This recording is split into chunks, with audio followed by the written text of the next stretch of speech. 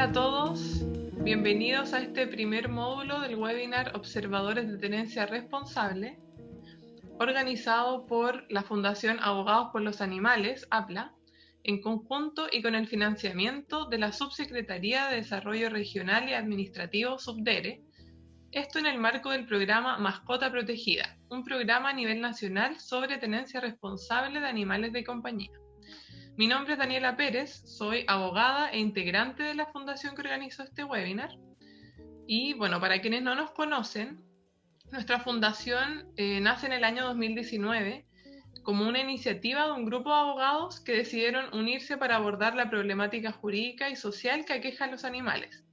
Nuestra labor se desarrolla a través de la interposición de acciones judiciales que involucren a los animales, especialmente querellas por delito de maltrato animal.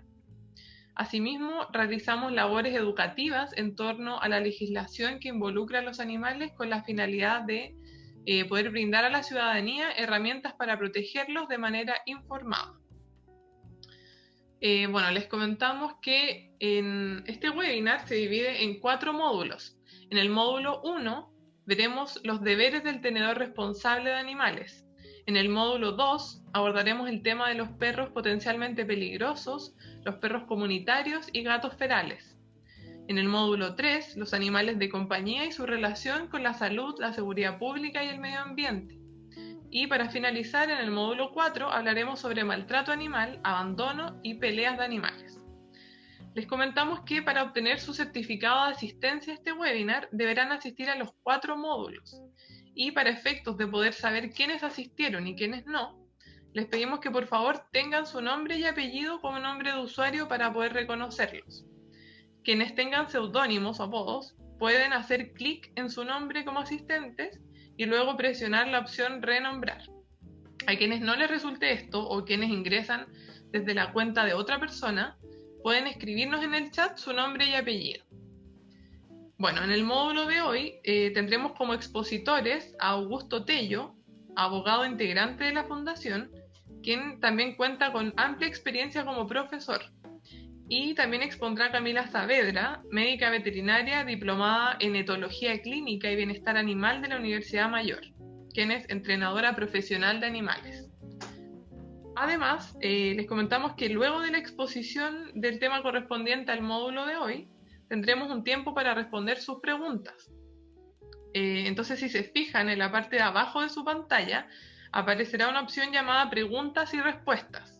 Y es allí donde deben escribirnos las preguntas que tengan sobre el tema de la exposición de hoy. Bueno, y eso es todo por hoy. Espero que se hayan entendido las instrucciones y cualquier cosa nos comentan. Los dejo con los expositores de hoy.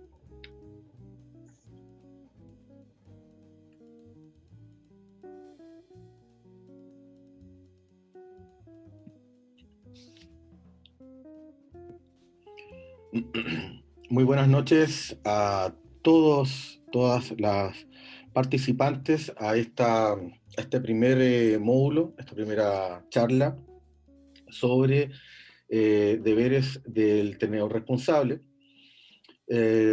Mi nombre es Augusto Tello, abogado perteneciente a la Fundación APLA. Muy contento de poder compartir con ustedes el día de hoy este proyecto, esta intención que nace desde lo más profundo de la Fundación respecto a el área educativa por la cual queremos desempeñarnos. El objetivo de estos módulos tienen por finalidad poder desarrollar en todos ustedes, cual más, cual menos, una arista observadora, una arista de poder verificar en la práctica, en la realidad, si se está cumpliendo la normativa de derecho animal, si se está cumpliendo la normativa chilena respecto a situaciones que caen dentro de infracciones a la tenencia responsable de animales, y en siguientes módulos vamos a poder ver respecto a los delitos de maltrato animal. Y particularmente este módulo, este proyecto, tenía siempre la intención de poder crear en ustedes y convertirlos a todos ustedes en observadores sobre tenencia responsable. Nos hemos planeado mucho para poder entregarle a ustedes estos conocimientos que sean lo más práctico posible y que pueda ir sirviendo necesariamente en su expertise, en su trabajo que realizan diariamente. Dejo a Camila también para que se pueda presentar y podamos comenzar. Hola, soy Camila Saavedra, etóloga clínica, como mencionaba, y agradezco la participación. Colaboro con Fundación APLA ya hace un tiempo y bueno, en cada módulo aprendo más. Así que muchas gracias por la oportunidad y a ustedes también por el interés de participar en esto. Esto es mutuo, la verdad. Todos estamos aprendiendo mucho. El poder compartir los conocimientos, el poder cruzar las preguntas que ustedes nos van a hacer, son claramente motivo de alegría para nosotros. Tal como decía Daniel al principio, todas las preguntas que tengan que ver en relación con este módulo van a ser respondidas al final de la exposición, y en el caso que una pregunta, si bien es importante hacerla, no pueda ser respondida en el momento, va a quedar para los módulos que que tengan que ver con ella. ¿Ok? Vamos a comenzar entonces. Vamos a compartir la pantalla.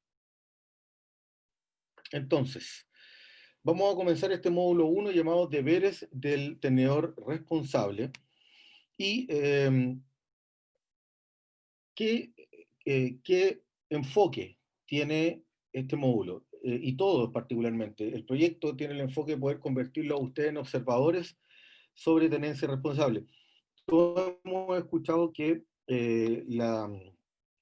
la importancia que tiene respecto del cumplimiento de las normas, que la ciudadanía se empodere, nos empoderemos de las normas para que éstas funcionen, para que éstas se practiquen. Hemos visto el Observatorio de Derechos Humanos, hemos visto el Observatorio de la Mujer, la ardua labor que están realizando. Y nosotros en un minuto nos preguntamos y dijimos, bueno, no hay un observatorio de derecho animal, no hay un observatorio de alguna forma que mancomunemos nuestras fuerzas, nuestras energías, canalicemos nuestras formas para poder defender a los animales no humanos, particularmente respecto a la normativa que existe en Chile. Y por eso que tiene esa finalidad este proyecto. Entonces, la regulación de la tenencia responsable en Chile particularmente se refiere a dos normas, dos leyes, para una ley y un decreto, que es la ley 21.020 sobre tenencia responsable de mascotas y animales de compañía, y el decreto 1007, que establece la forma y las condiciones en que se aplicarán estas normas. O sea, tenemos una ley general, macro, que establece una normativa, conjunto de normas y principios que particularmente van a afectar a los animales no humanos, pero además de eso tenemos un decreto que aterriza esas normas para poder llevarlo a la práctica. Tenemos particularmente que la normativa, no sé si se está compartiendo la pantalla en este minuto, Camila, o apoyo técnico. Creo que faltaría ponerle iniciar presentación. Ah, ok. Creo que ahora sí se está compartiendo, ¿no? Sí, no, sí se está compartiendo. Ah, perfecto. Ya.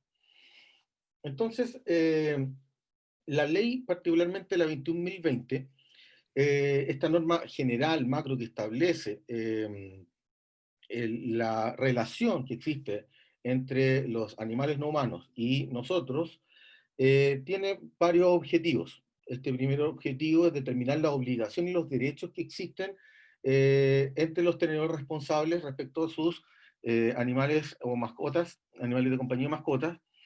Tiene por objetivo también proteger la salud y el bienestar animal mediante el padecimiento ya de alguna forma taxativo, como corresponde, de la tenencia responsable, y proteger la salud y el bienestar animal, como lo señalo, proteger la salud pública y la seguridad de las personas, el medio ambiente y obviamente las áreas naturales protegidas. Y también esta ley regula la responsabilidad de los daños a las personas y a la propiedad que se causan como consecuencia de las mascotas o animales de compañía. Esta ley particular también agrega algunos elementos que no existían antes, como por ejemplo, regula el control de la población animal, obviamente con el tema de regular, o sea, eliminar pues, el tema de la eutanasia, señala lo que es necesariamente el tema de la figura de los perros potencialmente peligrosos, que es algo que particularmente no mucho estamos de acuerdo, pero existe. Introduce la figura del perro comunitario, destina fondos para colaborar respecto a a colaborar entre las fundaciones, las ONG, con el gobierno para poder llevar la educación a distintos lugares respecto a la tenencia responsable, prohíbe las peleas de animales, prohíbe el abandono de animales, que vamos a explicar claramente qué es lo que es, y crea los registros de animales de compañía, que vamos a estudiar en este módulo, y crea registros de los perros potencialmente peligrosos. ¿Ya? Además, obviamente, reforma el delito de maltrato animal, aumentando e incorporando la inhabilidad de tenencia en ciertos y determinados casos. ¿Ya? ¿Cómo se define la tenencia responsable? La tenencia responsable se define como el conjunto de obligaciones que contrae una persona cuando decide aceptar para sí una mascota o animal de compañía. Eso es particularmente la definición de tenencia responsable. Y esto impone al tenedor responsable ciertos elementos que son característicos y que vamos a estudiar ahora. Por ejemplo, el tema del medio ambiente, por ejemplo, el tema de la alimentación, el resguardo, y que ya no son particularmente algo que quede al arbitrio de la persona. Así como, bueno, a mí me da lo mismo cómo yo voy a cuidar a mi mascota, veo si la llevo al veterinario, veo si le doy cierta alimentación. No, ahora ya queda claramente establecido en la ley. Y eso es lo que vamos a ir estudiando a medida que vaya avanzando este módulo. El ámbito de aplicación. ¿A quién se le aplica esta norma, estas leyes? Se aplica a toda mascota o animal de compañía. No hay distinción de especie ni la razón de la tenencia. Todos los animales y mascotas de compañía están comprendidos dentro de la ley. No hay nada que alguien pueda decir, no, esto solamente se aplica para perro, gato, caballo. No, esto se aplica para todos, desde los animales exóticos, cuyos, hámster, conejo, hasta los perros y los gatos, que son lo que comúnmente existen dentro de las familias en nuestro país. Por lo tanto, la única diferencia, y eso lo vamos a ver dentro del módulo, es que para tanto perros como gatos existe una regulación un poco, existen ciertas normas extra que se agregan, como es el tema del registro de los animales no humanos, y vamos a ir viendo cómo se hace ese registro. Entonces, hay algunas personas que suponen que por el hecho de que, como no son gatos y perros, esta ley no se les aplica, y por lo tanto no tengo ciertas responsabilidades. Y no, la definición es clara, es para toda aquella persona que acepte tener una mascota o un animal, va a tener que cumplir y serse responsable, porque estamos hablando de un tener responsable, de que éstas se cumplan. Y claramente aquí la idea es que ustedes vayan contrastando con la realidad de las situaciones que están ocurriendo. ¿Ya? Entonces, ¿cuáles son los deberes del tenedor responsable? El primer deber del tenedor responsable es proporcionar al animal alimento y albergue adecuado según las condiciones específicas de este. En este caso particular, es un choque cultural claramente que tenemos en nuestra sociedad. Porque estábamos, y eso obviamente todos podemos incluirlo en algún minuto, estábamos muy acostumbrados a que, por ejemplo, el alimento que se le entregaba a la mascota o al animal de compañía sea un alimento casi como lo que es la sobra de la comida que comíamos nosotros y se lo entregamos al animal porque era lo que sobraba y eso es lo que tenía que comer. O antiguamente se utilizaba el afrecillo, que es el polvillo que queda de los granos del trigo cuando usted se saca, y eso se mezclaba y se le entregaba a los animales para poder comer. Entonces, claramente aquí tenemos situaciones que han cambiado, que ya no se están, ya no se pueden ir afectando y que tienen que irse modificando. Y por supuesto, el tema del albergue, los espacios van a ir variando dependiendo, obviamente, del animal que nosotros tengamos. No es, ya no da lo mismo tenerle una esquina y que ahí esté a la intemperie, por ejemplo, sin ningún tipo de resguardo.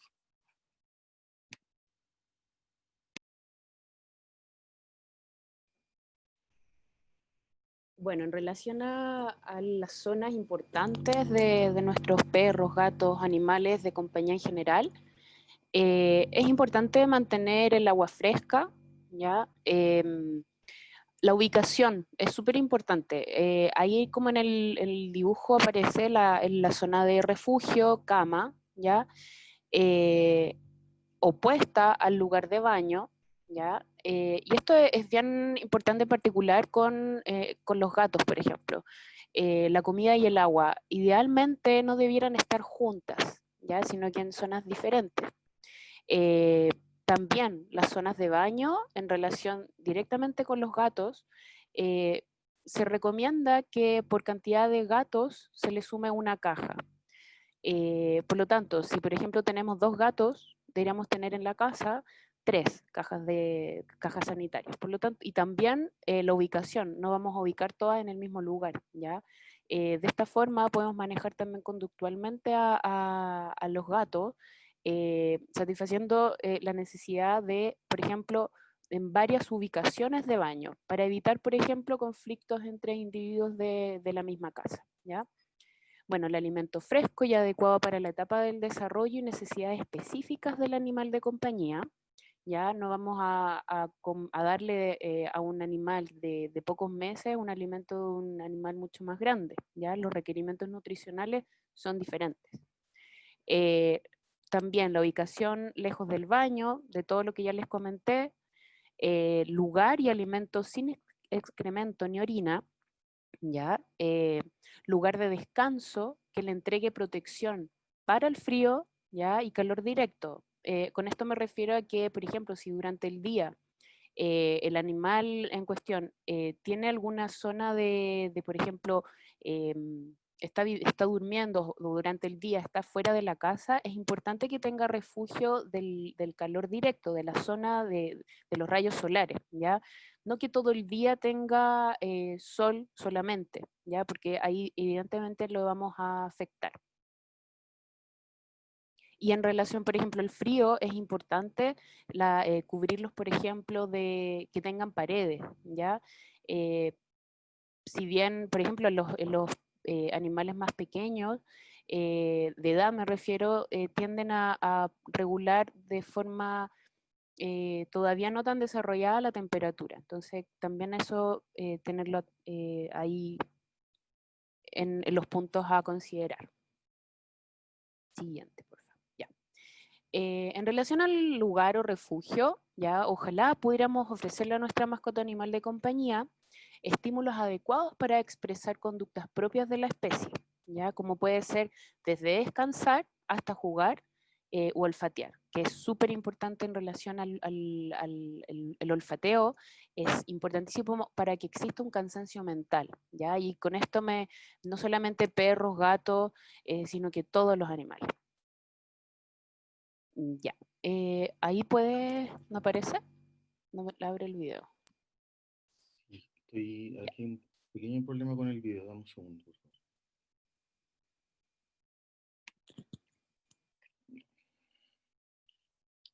Si quieres yo lo abro, no te preocupes. Sí, por favor. Ya. Denos un segundito.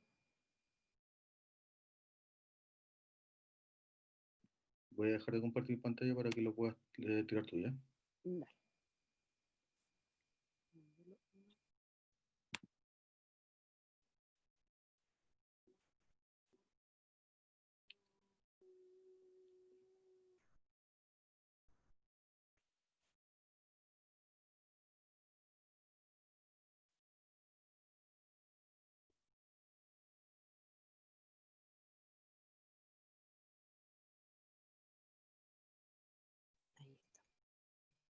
¿Se ve?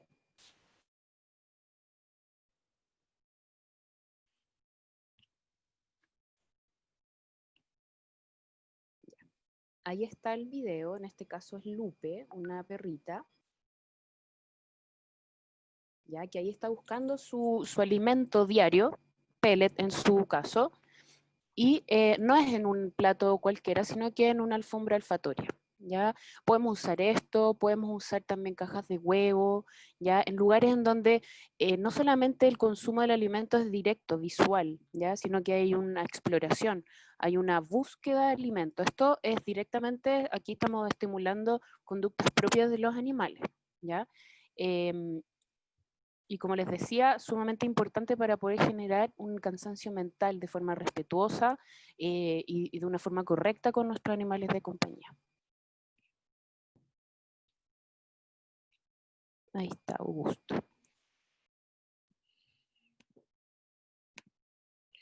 Vamos a continuar ahora con el segundo deber que es importante recalcar, es sobre el buen trato. ¿Qué es el buen trato? ¿Qué implica el buen trato? Primero, que el animal se encuentre libre de abusos. Después Camila nos va a explicar claramente qué tipo de abusos puede sufrir un animal, porque muchas veces solamente nos enfocamos en el tema físico y el animal también puede estar lamentablemente sometido a abuso psicológico respecto de el trato que recibe respecto de su tenedor responsable. Un buen trato implica no someterlo a sufrimiento o abandono. Y aquí tenemos que detenernos un poco, porque como tal, el abandono como tal es considerado desde la existencia de la ley que estamos nosotros estudiando, conversando el día de hoy, se considera necesariamente como un delito de maltrato animal. El animal abandonado está definido en la ley como toda mascota o animal que se encuentre sin la vigilancia de la persona responsable de él o que deambule suelto por la vía pública. Aquí ya tenemos un tema, porque esto lamentablemente sucede mucho. Que un animal esté sin la vigilancia del responsable. La vigilancia significa estar directamente con la mascota o el animal de compañía, que deambule suelto por el lugar, por la vía pública, y que también se considera abandonado a todo animal que hubiese sido dejado en una situación de desamparo, inclusive dentro de una propiedad privada, sin cumplir las obligaciones referidas con la adecuada tenencia responsable que nosotros estamos estudiando ahora. Entonces, esto lo podemos ver en dos situaciones muy, muy usuales, lamentablemente usuales. Dejar a los animales sin vigilancia del responsable en cualquier parte, o sea, que deambula en la vía pública. Eh, Sucede mucho que una persona sale, por ejemplo, en la mañana a su trabajo, pero deja su animal no humano, lo deja en la calle. Y después vuelve la noche y ahí lo pasa a buscar. Eso particularmente es abandono, y eso claramente ya va en contra de la normativa animal e incluso se considera como un delito de maltrato animal. Y dejar a animales en situación de desamparo en una propiedad privada, y eso particularmente, ¿dónde lo podemos ver? Porque muchas veces familias se van de vacaciones y dejan a su mascota sola, a su suerte, y eso particularmente, claro, puede ser, pero es que está dentro de la casa, ¿no? Pero eso también particularmente se considera abandono. Dejar a la suerte a su mascota, a lo que suceda, claramente es una situación que se debe considerar abandono, y por lo tanto va en contra de lo que nosotros estamos entendiendo como el buen trato. Ya eso es una situación bastante compleja, eh, o que muchas veces nos ha pasado que vamos caminando por la calle y nos encontramos un perrito o un gato que se encuentra dentro de una propiedad donde ya no vive nadie porque la gente se fue y lo dejaron abandonado. Claramente eso ya se entiende como un delito, y en este caso un tema de actos de maltrato, crueldad animal. Eh, y en un tercer punto, el buen trato implica necesariamente brindar los cuidados veterinarios acorde a la especie y sus necesidades específicas, físico-ambientales. Y esto es algo que normalmente está pasando, en donde muchas personas dicen, bueno, es que yo no tengo plata para andar llevándolo al veterinario, no tengo los recursos y, pucha, no, me da lata, no quiero llevarlo. Y eso claramente va en contra del buen trato, va en contra de los deberes del tenedor responsable y eso lo transforma a esta persona en un tenedor irresponsable. Cada animal debe tener y debe entregar, brindarle los cuidados veterinarios correspondientes, acorde a la especie, a las necesidades específicas y físicas y medioambientales ambientales que tiene el animal no humano. Por lo tanto, el cuidado veterinario ya no es algo antojadizo, caprichoso, ya no, ¿para qué? Si no es necesario, y solamente lo llevo casi cuando está enfermo o lo llevo casi cuando el animal está en una situación de accidente. Aquí los cuidados van de acuerdo a el mismo animal propio. Entonces, no es tan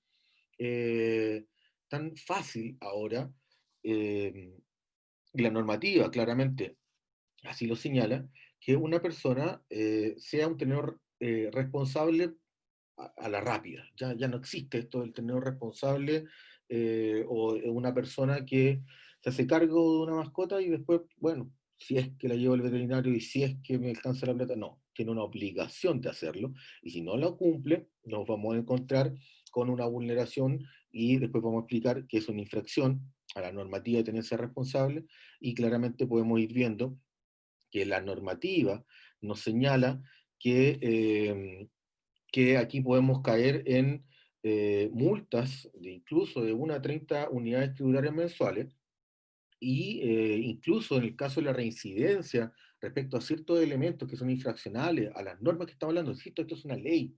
Esto no es que se le ocurrió a un grupo de animalistas y que quedó en el aire, no, esto es una ley de la República y esto es algo que debe aplicarse. Podemos incluso llegar a un doble de multa y al comiso de los animales, o sea que le van a quitar a esta mascota por el hecho de no respetar las normas sobre tenencia responsable de animales.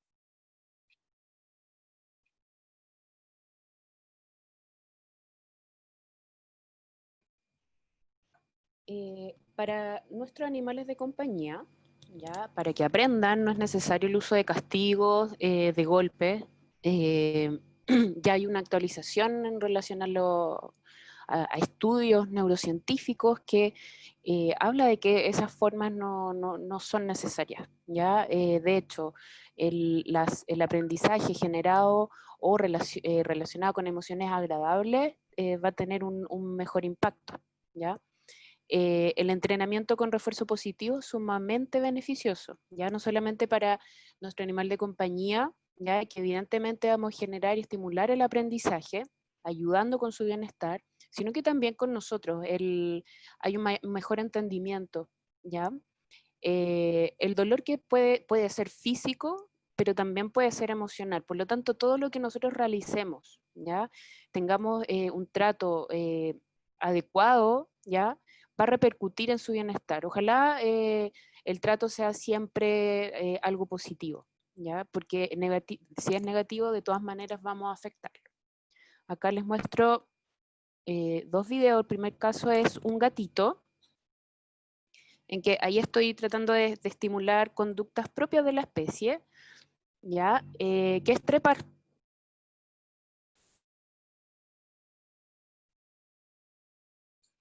Y en ese momento le entrego alimento, ¿ya?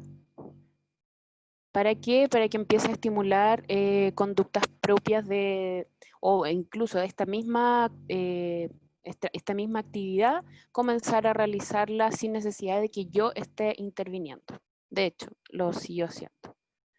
Y en el otro caso, Clarita, que es una perrita, en la que estamos enseñándole el estar, el permanecer en un lugar que puede ser súper útil como objetivo, como respuesta, con cómo poner en práctica en el diario vivir, sumamente práctico. Pero también en ese momento, también a Clarita se le está enseñando a una autogestión de emociones, ¿ya? Ayudarle a darle una herramienta para poner en práctica en ciertas situaciones en que, por ejemplo, nos puede servir eso, o incluso sin la necesidad de que nosotros se lo indiquemos, ella podría ponerlo en práctica.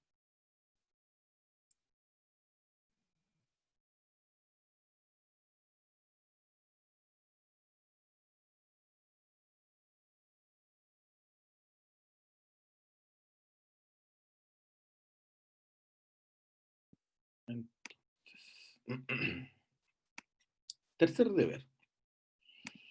Atender a las necesidades propias de su mascota o animal de compañía. Voy a explicar esto muy a grandes rasgos, porque aquí Camila nos va a explicar un poco respecto a una pirámide que es muy ejemplificadora respecto a las necesidades propias, que van a ir variando de acuerdo a su especie, considerando sus características, como la raza, la edad y la condición fisiológica. O sea, esto está claramente determinado en la ley, en el reglamento, perdón, y en el reglamento se encuentra incluso definido las necesidades propias de la especie, que son el conjunto de requerimientos específicos que, suficientemente satisfechos, permiten a los animales de cada especie obtener su bienestar.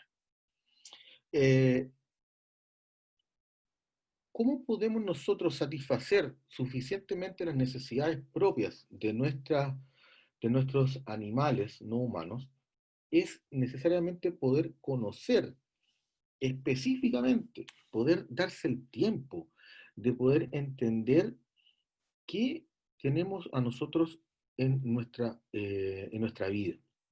Esto es primordial, porque muchas veces alguien no diferencian entre que un animal es joven o viejo, o que es de tal raza, que requiere tales elementos, que requieren más un cuidado específico, y por lo mismo no podemos lograr finalmente el bienestar del mismo. Entonces la ley es clara en este aspecto respecto al reglamento, en donde ya no podemos solamente decir, bueno, lo llevo a mi casa y aquí se queda nomás. Aquí necesariamente estamos hablando de una responsabilidad no aparente, es una responsabilidad que debe de tener este tenedor para que la norma se vaya cumpliendo.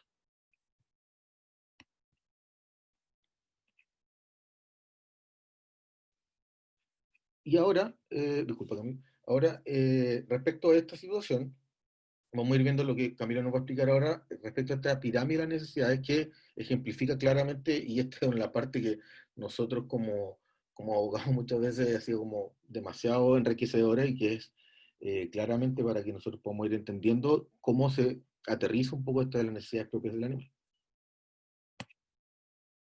Esta pirámide es una jerarquización de las necesidades que se extrapoló desde los humanos, y en este caso es para perros, pero podemos utilizarlo también para otras especies, ¿ya?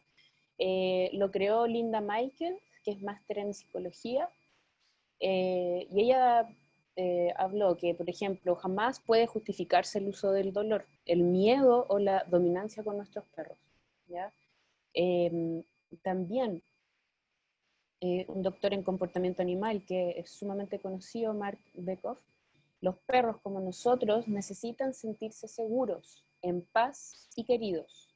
Dependen de nosotros y es nuestra obligación cubrir esas necesidades, ¿ya?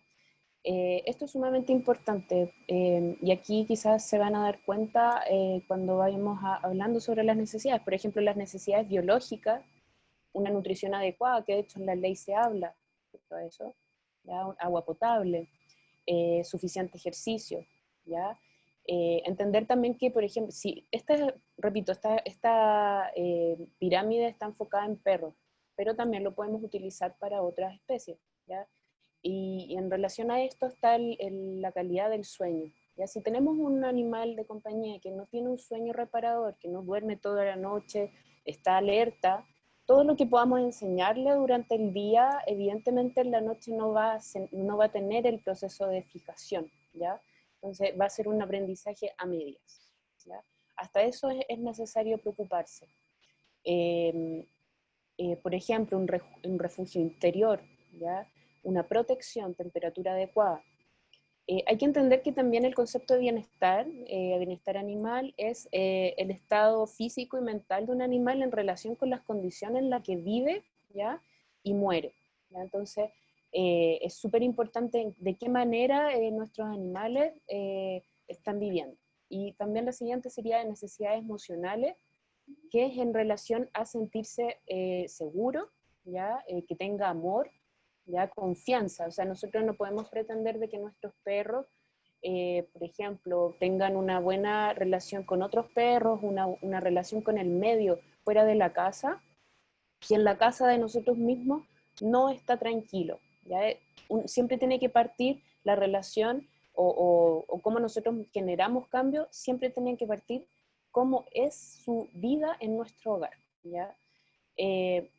Nuestros animales de compañía aprenden, cada especie con sus características, pero todas aprenden. Por lo tanto, la forma en que nosotros le mostremos toda esa forma de enseñanza va a ser vital para poder generar un vínculo afectivo, por ejemplo, en las necesidades sociales, ¿ya? Con personas y perros, ¿ya? También está relacionado al juego. El juego es súper terapéutico. Uno puede utilizar el juego como una forma de manejar conductas como, por ejemplo, sobreestimulaciones frente a ciertos estímulos, ya dirigir ciertas emociones o ciertos, yo le llamo como un desborde emocional, ya a través del juego, y así, muchas otras herramientas. También están las necesidades de entrenamiento amable. Lo que les decía, si vamos a enseñar, seamos responsables y respetuosos con nuestros animales de compañía, entendamos de que nace de nosotros muchas veces el cambio de comportamiento que va a tener, ¿ya? La forma en que nosotros les enseñemos. Entonces, la información que nosotros podamos tener siempre debe ser con un filtro, y si tienen dudas, acudir a algún profesional en el área, evidentemente médico veterinario. Necesidades cognitivas también están, por ejemplo, en entregarle opciones a nuestro animal de compañía. ¿Ya? Por ejemplo, si queremos enseñarle algo, si queremos ofrecerle algo en particular, si evidentemente no le gusta, no lo obliguemos, démosle más opciones. ¿Ya? Entregarle novedades, entregarle retos mentales, como puede ser la alfombra olfatoria que yo les mostré en el video de Lupe, la perrita, que es simplemente explorar, no es el comer un alimento viendo solamente y el olfato pasó a segundo plano, no. Con los retos mentales principalmente hay una actividad activa de todos los sentidos de nuestro animal de compañía. Y ahí hay unos ejemplos de cómo podemos entrenar de forma amable. Ya el más conocido, la forma más conocida es el refuerzo positivo, ¿ya? Que es la entrega de un estímulo agradable para nuestro animal de compañía, que por lo general es alimento, pero no es solamente esa única forma de entrenamiento. ¿Para qué? Para que las conductas ya se empiecen a repetir en el tiempo.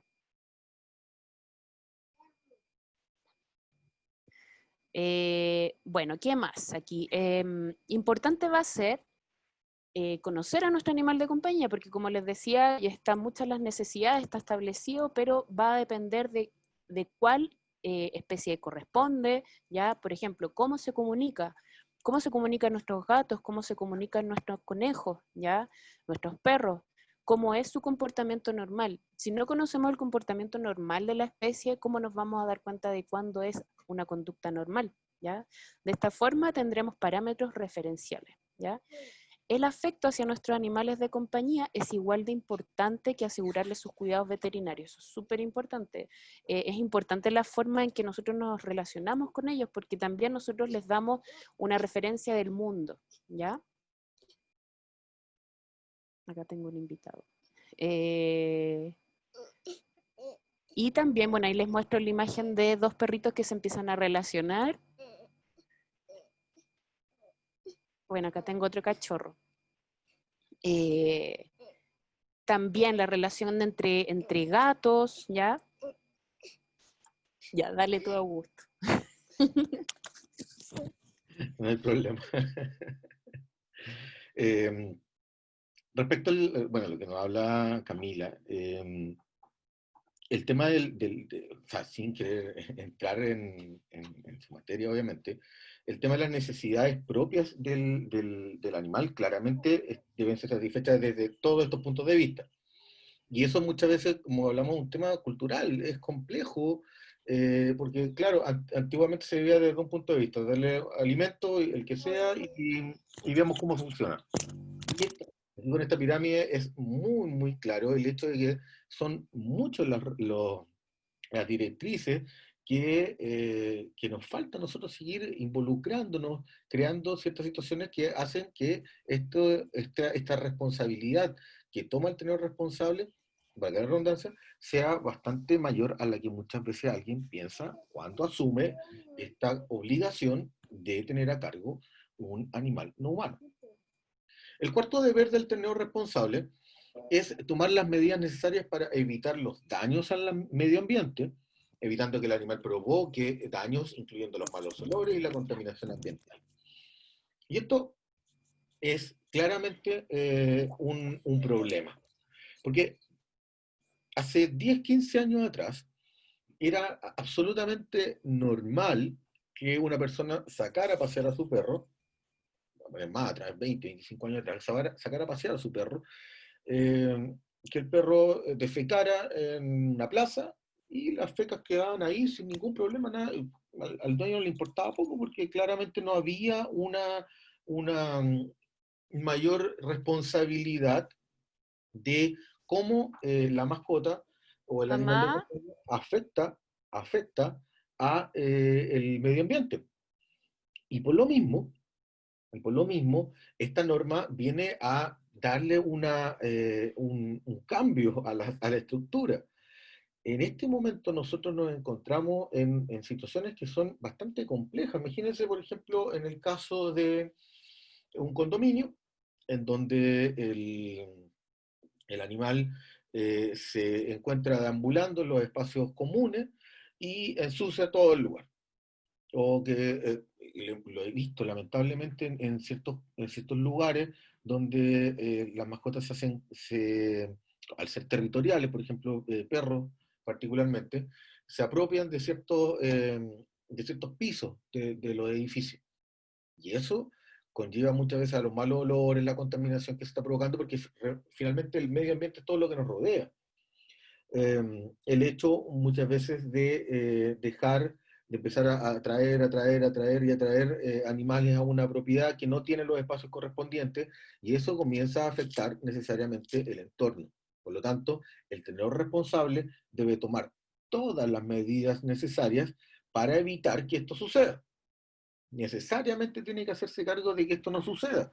Y por lo mismo, ya no se puede dar situaciones como, por ejemplo, que saquen a pasear, dejen las fecas botadas por todas partes, o que necesariamente esto pareciera que fuese algo bastante lógico, pero muchas veces no lo es. Recordaba mucho que en la ciudad de Viña del Mar, hace, yo creo que por lo menos unos 20 años atrás, eh, fueron las primeras ciudades que empezó a poner dentro de las plazas unos receptáculos para poder dejar la basura de los animales. Y al principio las personas eran como, qué estupidez, pues si la feca puede quedar botada, ¿cuál es el problema?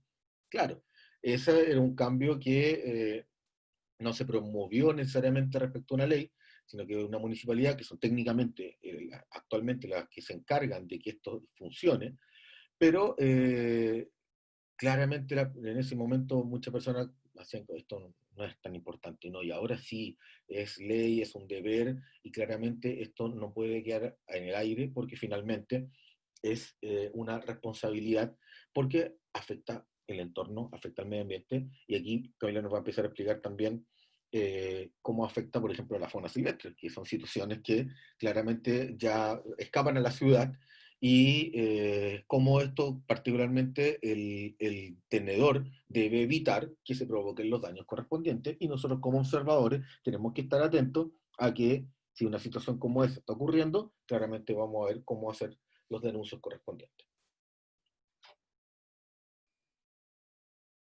A ver si sí.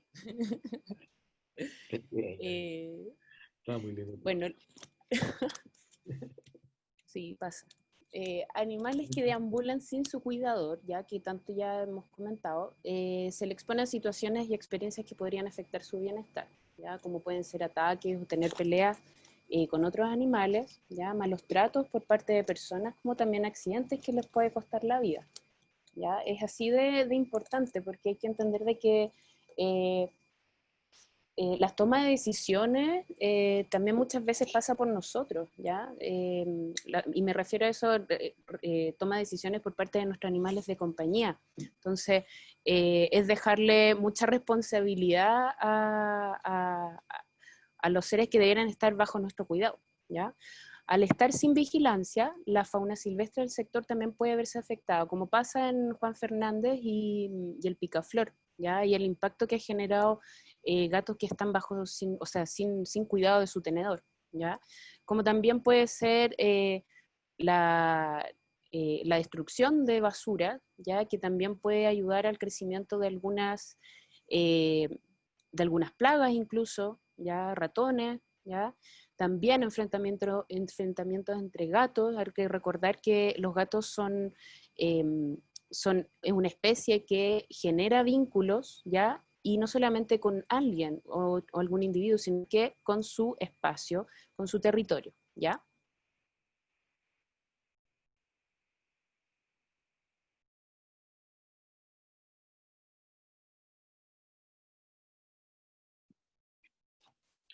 Quinto deber. Identificación del animal y su inscripción en el registro respectivo. Identificación del animal no humano, debería señalar la ley, pero bueno, vamos para allá.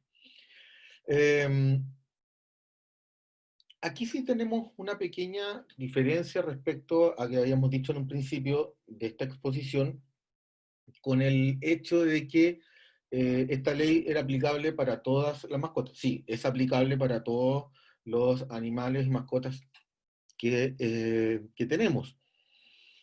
Pero la ley señala ciertos elementos, ciertos deberes más específicos para un cierto grupo que son caninos y felinos, respecto al tema de perros y gatos. Existe una obligación de identificarlo y de inscribirlo en un registro respectivo. Entonces, primero, eh, hagamos un poco de historia. ¿Por qué ves ahí esta obligación de registro? Primero porque el deber de registro a nivel mundial, y obviamente con el tema de la esterilización, se reconocen como las principales medidas para poder controlar la población.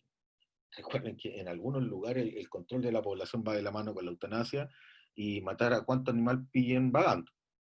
Claramente estamos en absoluta desacuerdo con esta situación y claramente después de esta ley es totalmente prohibido, pero la forma de control a nivel mundial más efectiva es poder registrarlo, poder saber cuántos animales o mascotas existen para poder llevar claramente un conteo para poder promover la educación en tenerse responsable respecto a ellos, o sea, respecto a las personas que están a cargo de ellos, y poder necesariamente cumplir los objetivos que hemos señalado dentro de la ley, poder la protección del animal mismo, la protección del medio ambiente, determinar los daños que se provocan, etcétera, etcétera. El registro de un animal de compañía consiste en un procedimiento en virtud del cual se incorpora de manera inseparable al animal un circuito electrónico conocido por todos como un chip o una placa, un collar que se mantenga de alguna forma fijo al animal, no humano, para permitir el reconocimiento o individualización del mismo y respecto de tener la información de su tenedor responsable. Esto es una obligación para todos aquellos que tengan gatos y perros. No hay diferencia respecto a esa situación. Eh, Alguna vez nos preguntaban, bueno, esto también se puede aplicar, por ejemplo, a mi hámster, se puede aplicar a un animal exótico. ¿Existe algún tipo de moción parlamentaria para poder ampliar este registro? Y la respuesta es negativa. No existe otro tipo de moción ni una ley que vaya a modificar esto en el corto plazo. Por lo tanto, el único registro que existe en este minuto es para perros y gatos. Obviamente este registro, tal como sale aquí en la diapo, puede ser un registro interno, que es el famoso microchip, y externos, siempre y cuando se adhieran y cuelguen de manera firme al animal. Por lo mismo, en la práctica consiste en identificarlo con un número el cual está asociado a una inscripción en un registro. La inscripción contiene particularmente los datos del animal no humano, su raza, sexo, edad, color, y los datos del tenedor responsable. O sea, quién es la persona que está a cargo, quién se ha hecho se ha obligado a cumplir con los deberes propios de un tenedor. ¿Qué es lo que, cómo hacemos este registro? Se puede hacer de dos maneras. Se puede hacer de forma presencial en la municipalidad respectiva, del domicilio donde se encuentre el tenedor responsable. Y como estamos obviamente en tiempo de pandemia, esto claramente ir a una municipalidad a hacer el registro es en este momento innecesario porque se puede hacer también de forma online. ¿Cómo se hace de forma online? Se hace entrando a la página www.registratumascota.cl, que es una base de datos que corresponde al Ministerio del Interior y Seguridad Pública.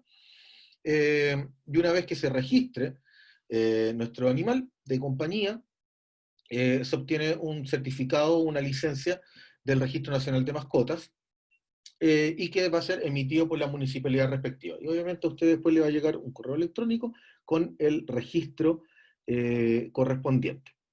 También por ahí nos han preguntado, pucha, hice el registro y no me llegó. Entonces, muchas veces puede ser que tal vez se hayan ingresado mal los datos y eso hace que el registro haya sido incorrecto. Entonces ahí hay que tener ojo respecto a tales situaciones. Este registro se realiza solamente una vez y se deben actualizar los datos del tenedor responsable en caso de que esta persona cambie. Por ejemplo, en caso de que una persona entregue su tenencia a otra persona, un contrato de adopción, por ejemplo, y eso se puede registrar para poder hacer el cambio del tenedor responsable. La edad mínima para poder hacer este registro es desde los 2 meses de edad del animal no humano. ¿Ok?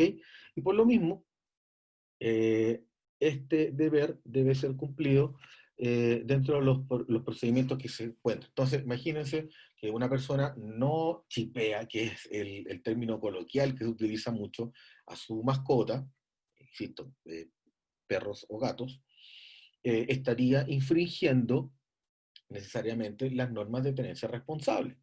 Ah, no, pero es que pucha, pensé que no era obligación. No, si usted tiene una mascota, particularmente un animal, un perro, un gato, debe hacer los registros correspondientes porque es la obligación que impone la ley.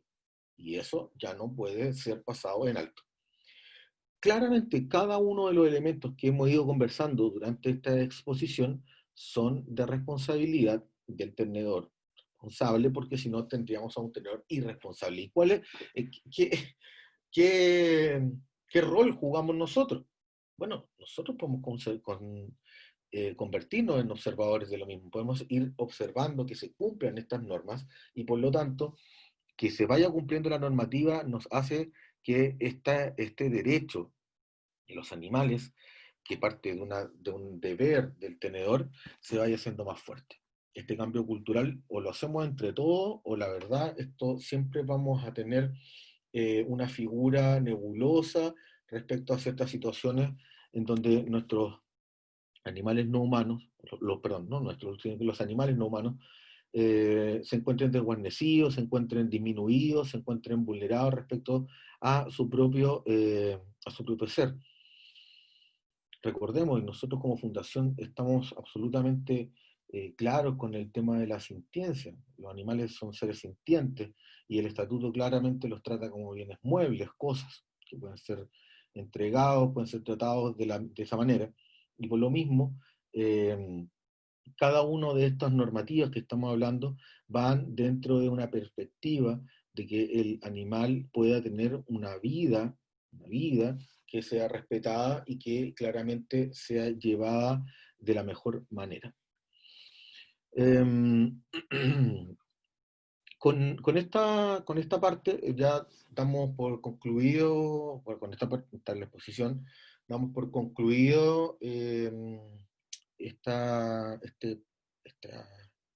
exposición, pero estamos abiertos ahora que ustedes nos pueden hacer las preguntas que quieran, y aprovechando también mucho la experiencia de Camila, con el tema necesariamente de la visión de la etología, de la visión veterinaria, y por supuesto yo poder ir respondiendo las preguntas dentro del ámbito legal. Les recuerdo que las preguntas, la idea es que sean, perdón, respecto a lo que acabamos de conversar, y hay otros temas, por ejemplo, el tema de las denuncias, maltrato animal, datos ferales, perros potencialmente peligrosos, que se van a ir viendo en los módulos que ustedes van a recibir dentro de los próximos días.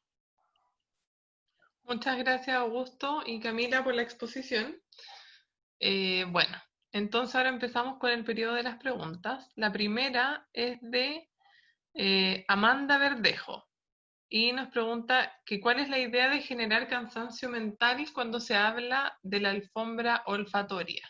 Esta sería para Camila. A ver, al generar una búsqueda de alimento a través de solamente el olfato, estimulamos ciertas partes de su cerebro que genera un trabajo mental, ¿ya? Sin más que oler. De hecho, uno de los puntos importantes cuando uno saca a pasear, por ejemplo, en el caso de los perros, a pasear a los perros, es no que solamente salgan a correr, sino que principalmente vuelan. Y creo que es uno de los puntos que uno al momento de realizar una terapia conductual es importante porque genera diferencias o una información sumamente valiosa para poder determinar si va por un camino o va por otro, ¿ya? Por ejemplo, en animales que están constantemente ansiosos, no vamos a solucionar probablemente problemas como tal solamente haciéndolos oler cosas, sino que es una ayuda y ayuda bastante, mucho. Pero eso, de hecho, perros que los sacan a pasear y que tienen un olfato bastante corto, o por ejemplo, están mucho más atentos al medio, con esa información yo puedo, por ejemplo, llegar a una visión de su estado emocional en ese ambiente, ¿ya?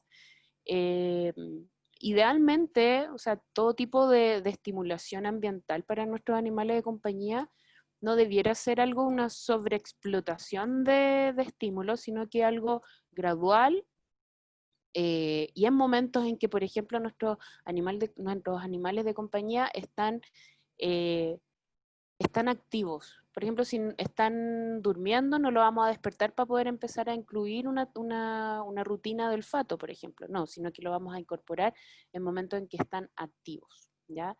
Por ejemplo, en lugar de darle todo el alimento, el pellet, en un lugar, en su plato, que es como perder un poquitito la oportunidad de estimularlos olfatoriamente, podríamos hacerlo también en una porción en su plato, como también o hasta en el pasto, ¿ya? La idea es que eh, tengan una búsqueda a través del olfato, que no sea simplemente algo visual.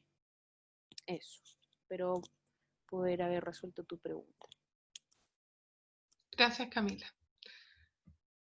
Ya, la siguiente pregunta. Uy, se me desordenaron un poco. ¿Qué pasa con los animales cuyos dueños fallecen y quedan solos en el hogar? Nos pregunta Tamara Pinto.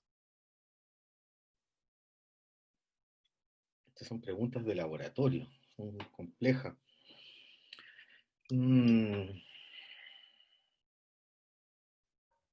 A ver. Bueno, creo que aquí la respuesta no es muy clara respecto a lo que señala la ley, ¿ya?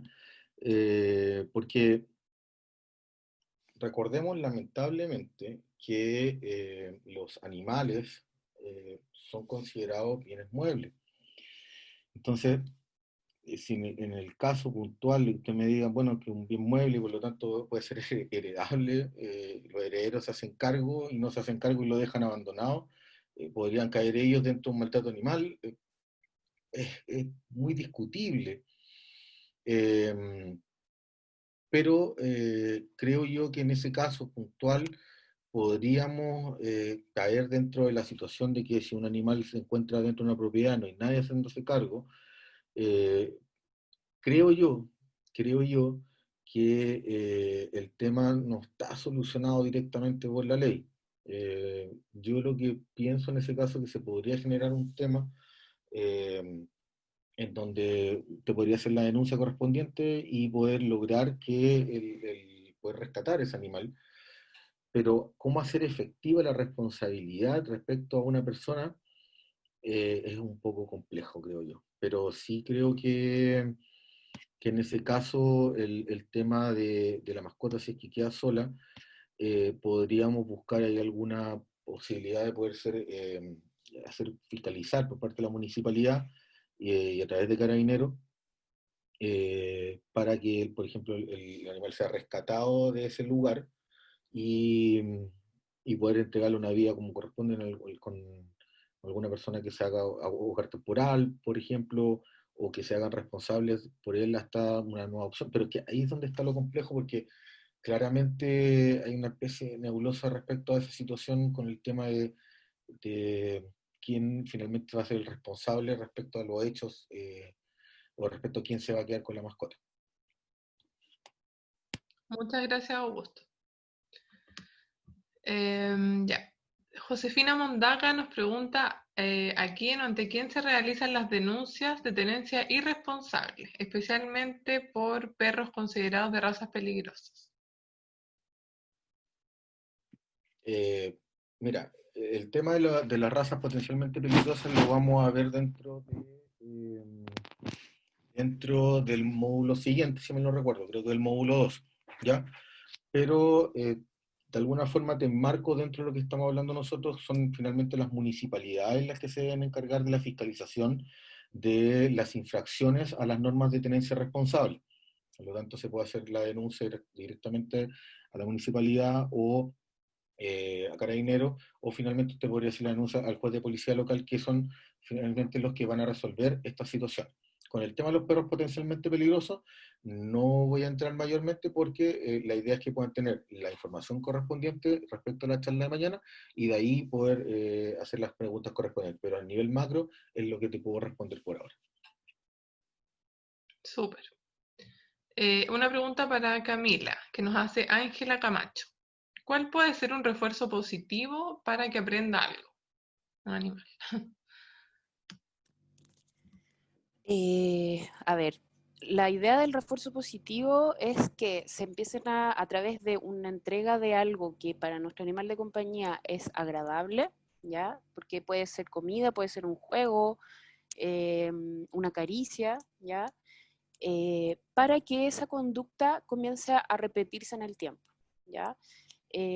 Puede ser, por ejemplo, nosotros queremos enseñarle a sentarse, que es como la clásica señal que le podemos enseñar, y súper fácil y rápido.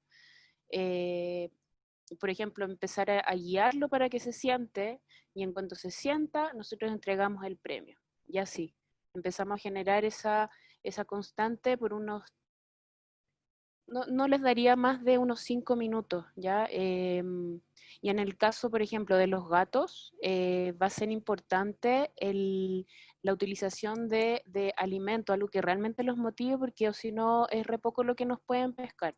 Pero no quiere decir que no son entrenables, son absolutamente entrenables, aprenden súper bien. Y por ejemplo, ahora en estos tiempos de videollamada, que es típico que los gatos se pongan encima o aprovechen estos momentos en que estamos menos activos, a ponerse encima. También podríamos enseñarle, por ejemplo, a moverse hacia algún lado sin tener que agarrarlos, por ejemplo. ¿Ya? Indicarle y empezar a repetir una palabra en particular, se realiza la acción y nosotros entregamos un refuerzo positivo, una golosina, por ejemplo, y así empezamos a repetir y después podemos utilizar esa conducta ya aprendida en diversos contextos. ¿Ya? Una cosa es, lo comenté en alguna oportunidad, en un estudio que se habló, por ejemplo, de perros de refugio, se empezó a realizar actividades con refuerzo positivo por 10 días. Y claro, se vio una modificación de las conductas en estos animales, pero volvieron a tener esas conductas indeseadas. ¿Ya? Por lo tanto, no les recomiendo que si van a hacer algo no lo hagan solo por unos días, porque claro, va a ser una satisfacción quizás personal, un logro, ¿ya? Pero es re poco lo que le va a ayudar a nuestro animal de compañía. Entonces, idealmente mantengamos una actividad de unos 5 minutos y que, por ejemplo, tenga una duración de por lo menos unos 22 días, ¿ya? Pero eso, y pueden enseñarle lo que sea. Hay millones de formas, o sea, me refiero a millones de aplicaciones, puede ser incluso algo terapéutico o simplemente señales que se nos pueden ocurrir por mera diversión, mientras sea un entrenamiento respetuoso, va a aportar cada cosa que le enseñamos.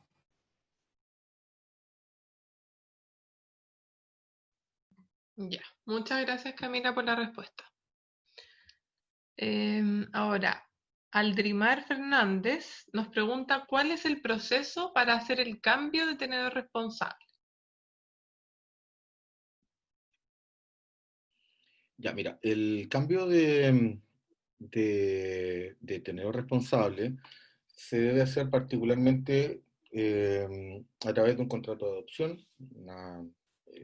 Podría hacerse notarialmente o se puede hacer presencialmente, pero eso tiene que hacerse de forma presencial en la municipalidad.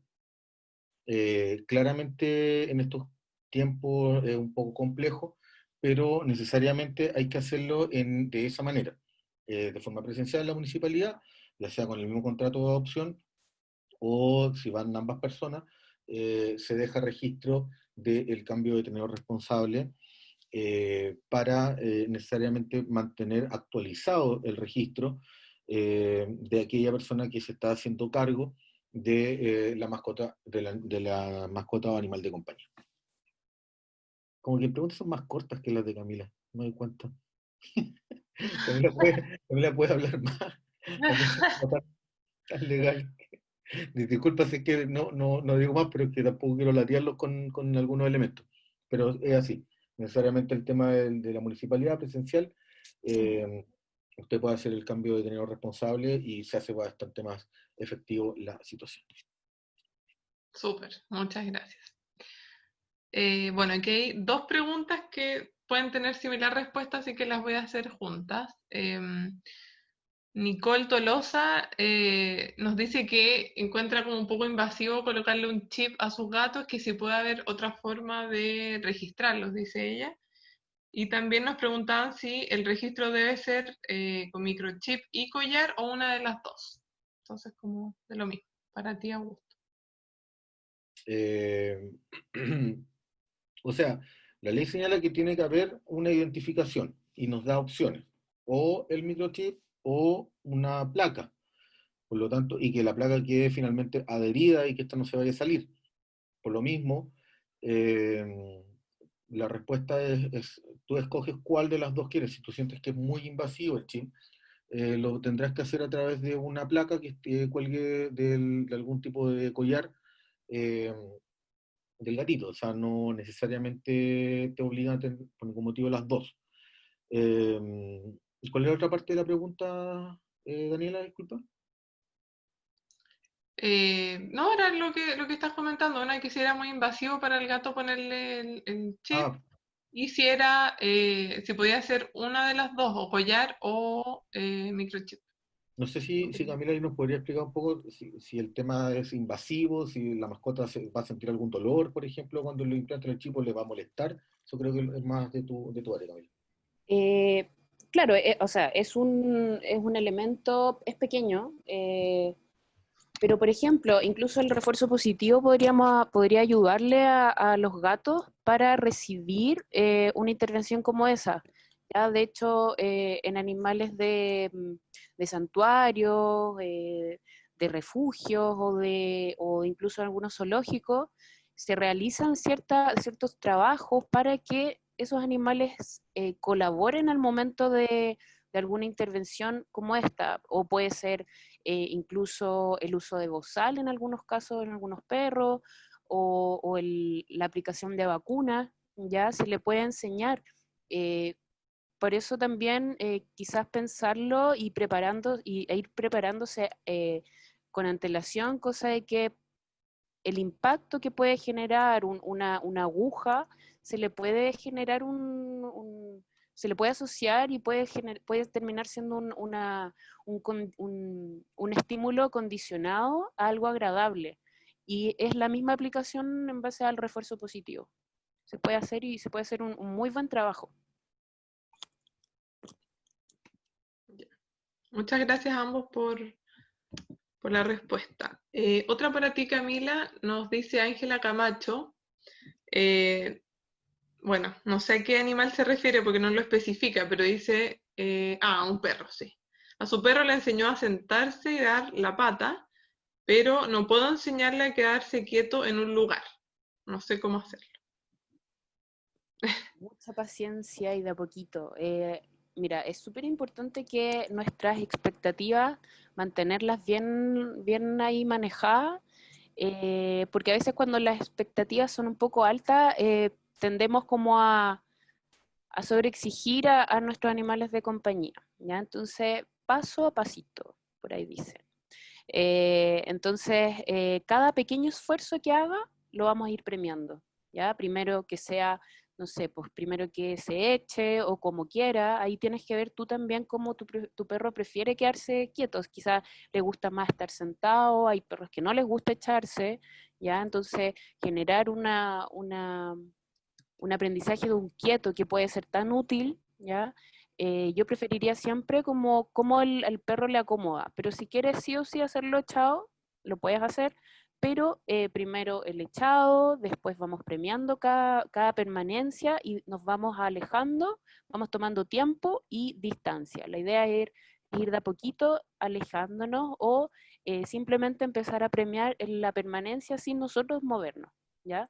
Pero insisto, son pasos, o sea, vamos reforzándole y cada esfuerzo. Eso es súper importante para tampoco generar frustración en nuestros animales de compañía y terminar siendo una dupla perfecta, porque además en el entrenamiento empezamos a aprender, desde nosotros hacia ellos, empezamos a aprender su forma de comunicarse y ellos también aprenden aún más cómo nosotros nos comunicamos en esas situaciones en que hay mucha comunicación, ¿ya? En ese momento que hay conexión, ¿ya?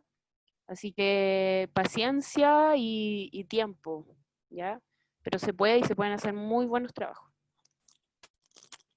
Súper, Camila, muchas gracias. Ya, otra pregunta de Josefina Mondaca nos dice si solo puede hacerse un cambio de tenedor responsable cuando se trata de adopción o no.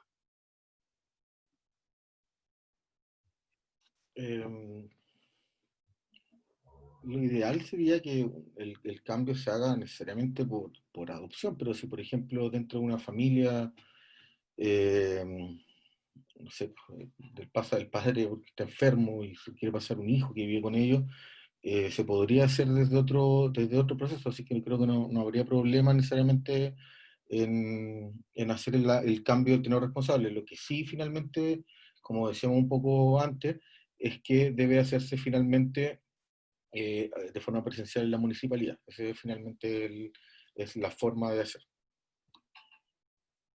Ya, muchas gracias. Diego Ampuero nos dice, la responsabilidad del propietario de la mascota llega hasta que se hace el trámite de inscripción o no tener el registro igual se toma como infringir la norma. Lo digo porque hay municipios que demoran hasta un año en la entrega. O sea, yo creo que en ese caso, el deber de registro es una obligación del tenedor responsable. Por lo tanto, el tenedor responsable es dueño desde antes, ya sea eh, porque lo adoptó, porque lo encontró en la calle abandonado. Desde ese momento, en las normas de tenerse responsable, según la definición de ley, es desde el momento en que tú aceptas hacerte cargo de la mascota o animal de compañía. Por lo tanto, si la pregunta es, a no tener registro. Eh, Claramente desde que se hace la inscripción, si la municipalidad se demora un año, técnicamente no es responsabilidad tuya, tú hiciste el proceso, y por lo tanto las demoras que puedan llegar a tener las municipalidades, demoras que no deberían existir, si ellos tienen una responsabilidad legal respecto a esto, eh, claramente no afectan necesariamente a la modificación, por ejemplo, de quién es el nuevo tenedor responsable. En ese caso, si es que se hace el registro, eh, o el registro se demoró, no sé, por parte de la municipalidad, y hay algún tipo de denuncia en contra tuya, tú lo que tienes que hacer es demostrar que el registro se hizo en tal fecha, o acreditar o ir a la municipalidad y verificar qué es lo que sucede. Pero es la fecha del registro en la que la municipalidad te va a tener, de alguna forma, reconocer en qué fecha se ha hecho finalmente este registro, independiente de lo mucho que se puedan demorar o no. Muchas gracias, Augusto. Yesenia Vergara nos dice, si un gato tiene dueño, está inscrito, tiene una casita en el patio y en general está bien cuidado, pero aún así sale a la calle a veces por la noche, ¿se está quebrantando alguna norma? Mm, Mira, antes de responder esa pregunta, me gustaría un poco que Camila nos explicara el tema de los hábitos que tienen los gatos respecto al tema de la salida, el tema de circular en un espacio, y de ahí yo creo que puedo enganchar un poco para poder responder la parte legal. ¿Te parece, Camila? Sí, me parece. Bueno, los gatos tienen una vinculación con el espacio, con su territorio, en donde eh, están ciertos lugares bastante importantes. Están los refugios, ¿ya? El lugar en donde también se aloja para dormir, para descansar durante el día, ¿ya? Y para esconderse cuando tiene miedo. Eso debiera estar siempre adentro de la casa, siempre. Eh, También la estimulación de forma ambiental, por ejemplo, no sé, pues le ponemos juguetes, realizamos una rutina de juego, ¿ya? Ojalá todo eso fuese adentro de la casa. ¿Cuál es el tema de los gatos? Es que, claro, tienden muchos por sus temperamentos, por sus características de cada individuo, hay algunos que prefieren quedarse adentro, otros prefieren salir. Pero claro, ahí es como lo que ya comentamos, que exponemos a nuestro animal de compañía a diversos problemas y uno de esos es, por ejemplo, entre gatos la transmisión de sida felino, ¿ya? Y otras enfermedades. Entonces quizás ahí, no sé si estoy respondiendo ya como la misma la pregunta, pero creo que sí estarían ahí no, mejor complétalo tú. Pero bueno, los gatos tienden a observar todo desde una altura y ahí se sienten mucho más tranquilos, ¿ya? Pero claro, son territoriales, generan vínculos, pero siempre nosotros debiéramos ser el principal elemento de ese lugar. Entonces, también ahí fomentar el vínculo entre gato y humano. Yo creo que, y aquí me adhiero a lo que dice Camila finalmente, porque si bien tal vez no podemos hablar de que el gato esté abandonado por salir durante las noches, pero sí podríamos estar afectando las normas de tenencia responsable, porque la persona debe hacer todo lo necesario, tiene que hacer todo lo que corresponde de acuerdo a las necesidades propias del animal, que es el deber número 3. Y dentro de las necesidades propias del animal, nosotros eh, necesariamente entendemos de que un gato, tal como nos ha señalado Camila, tiene que tener ciertos sectores, entornos, que finalmente son los que él va a comprender que son de él. En la práctica es complicadísimo. Estamos súper claros de que poder lograr que un animal, por ejemplo, un gato, que son tan libres dentro de lo que ellos te muestran, explicarle, señalarle que no puede estar o no puede salir a cada rato, es complejo, pero claramente también va de la mano con el tema de la responsabilidad que nosotros estamos tomando cuando decidimos llevar un animal a vivir con nosotros.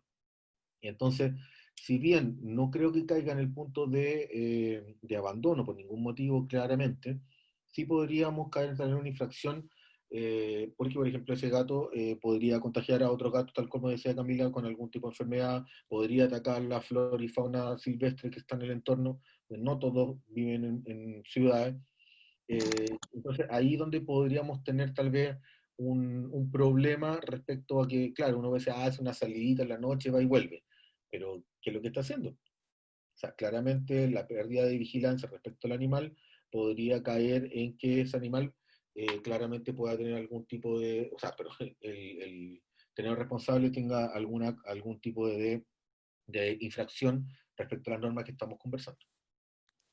Y también, sumando a esto, mi respuesta igual va pensando en que ese gato está esterilizado, porque si no está esterilizado, ahí se suman muchas otras cosas más. Así es. Muchas gracias por la respuesta de ambos.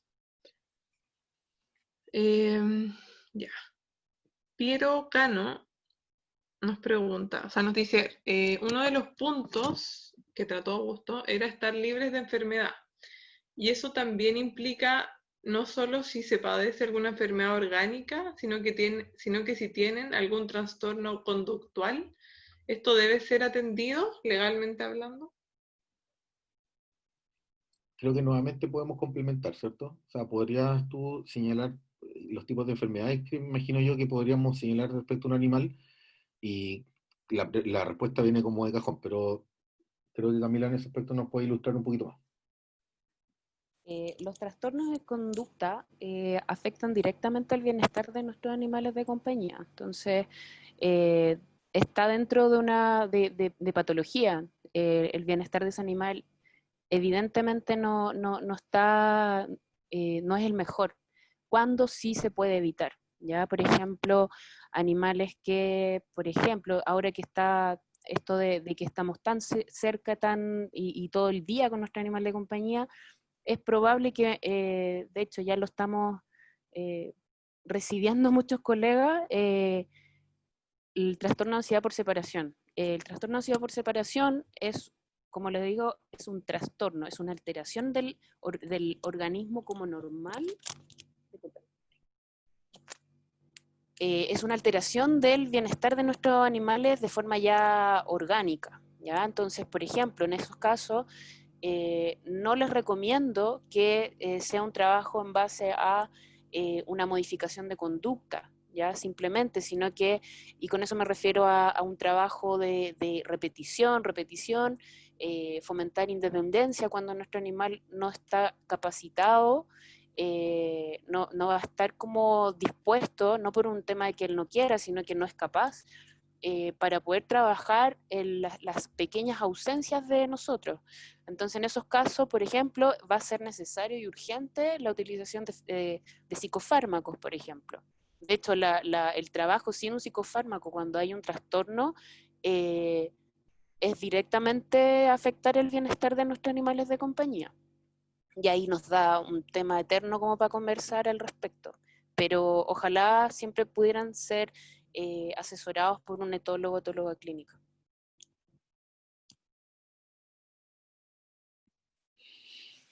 Y desde el punto de vista legal, ya señalábamos nosotros que debemos atender las necesidades propias de nuestra mascota animal de compañía, según su especie, con su característica, y por lo tanto, dentro de las necesidades propias, entendemos también todo lo que requerimos para que el animal esté dentro de un bienestar.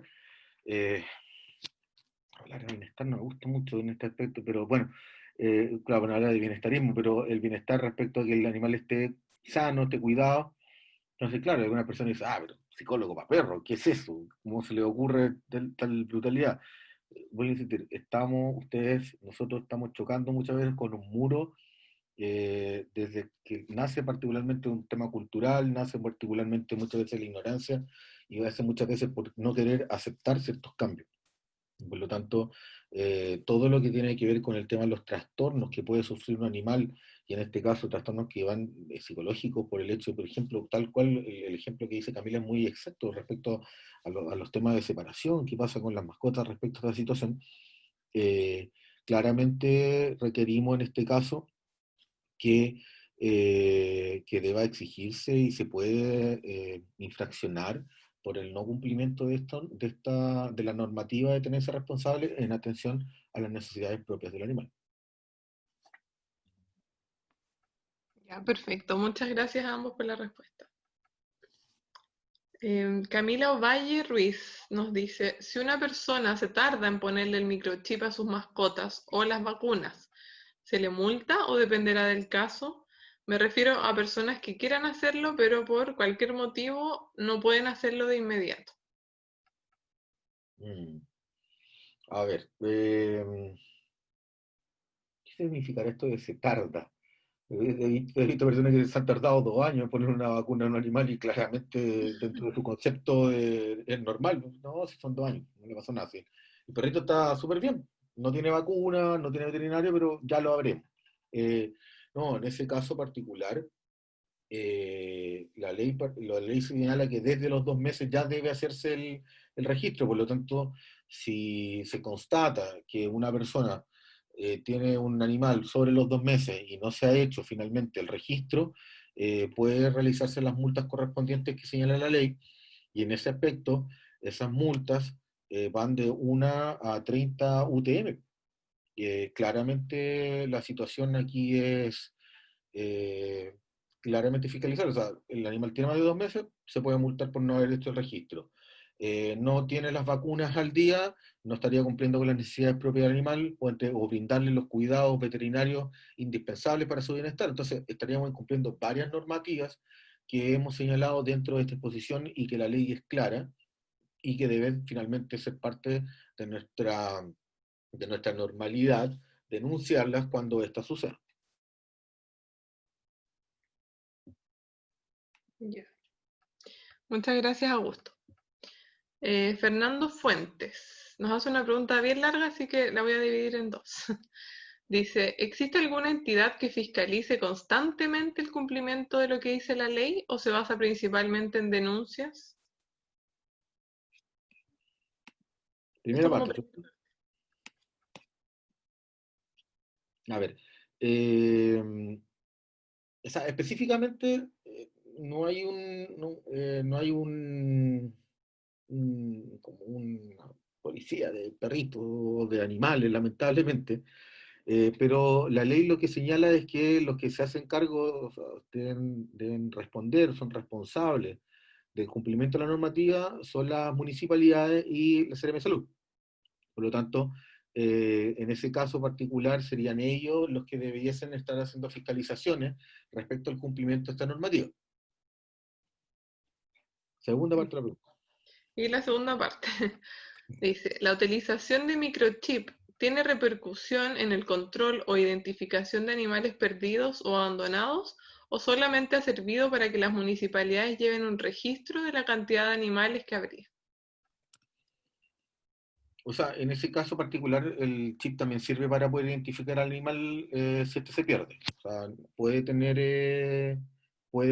esta doble finalidad de poder mantener un registro, de poder tener un orden, tal cual como lo señala respecto al tema de las municipalidades, pero en el caso de estar perdidos también se podría utilizar para poder recuperar esa información e identificar finalmente el animal.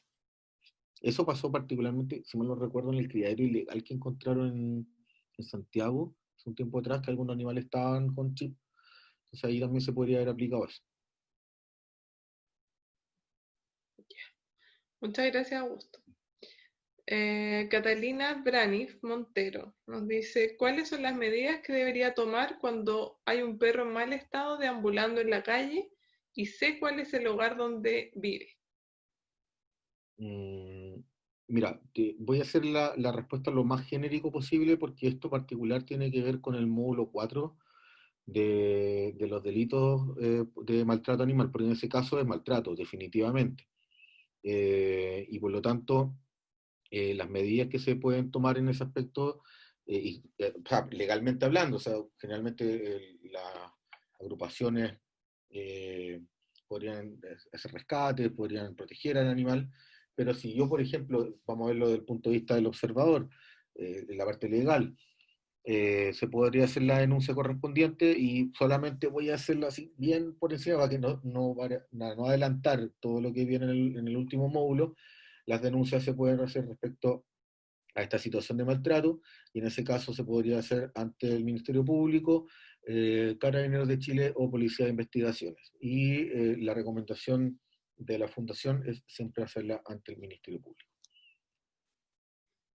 Muy bien, muchas gracias. Javiera Vallejos nos dice, nos pregunta, ¿tener un perro amarrado todo el día es considerado maltrato animal? Bueno, nuevamente el tema del maltrato lo vamos a ver en el módulo 4. Veo que hay varias preguntas que no son propiamente tal de este módulo, pero Augusto quizás sí nos puede decir de forma genérica la respuesta.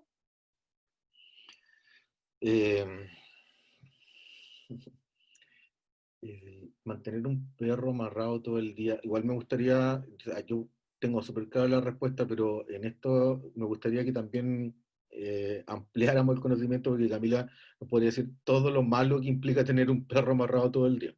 Como para que hagamos el símil respecto a las necesidades propias del animal, que es una responsabilidad del tenedor responsable. Entonces, veamos todo lo malo que implica tener un perro, por ejemplo, amarrado todo el día, y cómo podemos nosotros entender en la práctica por qué claramente eso sería una situación que podría incluso caer dentro del maltrato animal.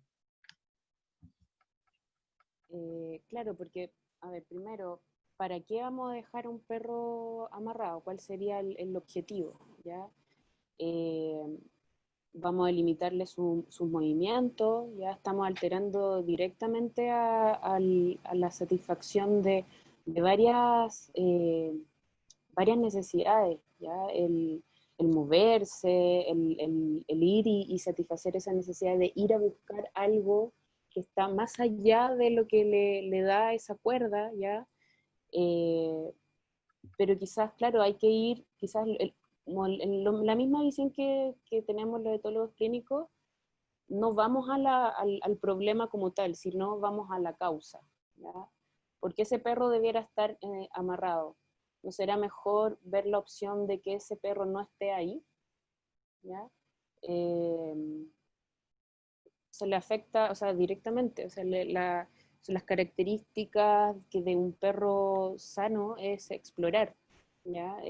Por ahí podemos directamente, si no conocemos un animal como tal, el simple hecho de que llega a un lugar nuevo y empieza a explorar, nos da varias directrices de que si está en buen estado o no ese animal de compañía, ¿ya? Entonces acá si ya le estamos limitando la posibilidad de moverse, yo sí, o sea, no vería justificación y la verdad es que preferiría ver la razón y si hay alternativa de que ese animal saliera de ese lugar.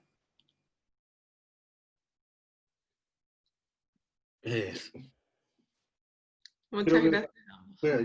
Disculpa Dani, creo que la respuesta ya es más que clara, o sea, en este caso podemos encontrar desde el delito de maltrato animal, porque estar amarrado durante todo el día puede provocar herida en animal, podría estar en desnutrición, podría estar al sol, claramente nos encontramos ya en actos vulneratorios. Y si bien el animal tal vez usted me va a decir, no, está bajo un techito, tiene comida suficiente, pero podríamos caer dentro de una infracción a la norma de tenencia responsable, en el respecto de que no se estarían cumpliendo con las necesidades propias del animal, no se estaría entregando, por ejemplo, una alimentación. Tenemos distintas variantes para poder aplicar la normativa en ese caso y hacer las denuncias correspondientes. Espero haber contestado tu pregunta respecto a la situación. Ya, ahora sí. María Angela Jiménez nos pregunta, ¿cómo debo, entre comillas, regañar a mi perro sin hacerlo sentir mal? Me encantan estas preguntas. A ver. Creo que también es como lo mismo de la pregunta anterior. ¿Cuál es la razón? ¿Cuál es la causa? Primero, sería súper bueno que igual especificara, porque ¿qué es para ti que haga algo mal? ¿Ya? Porque, por ejemplo, Mucha gente piensa de que, no sé, pues perros que al hacer pipí o caca en un lugar que no corresponde para nuestra visión de las cosas, ¿ya? El perro lo sigue haciendo y es normal, ¿ya? Es algo fisiológico, algo que es necesario, ¿ya?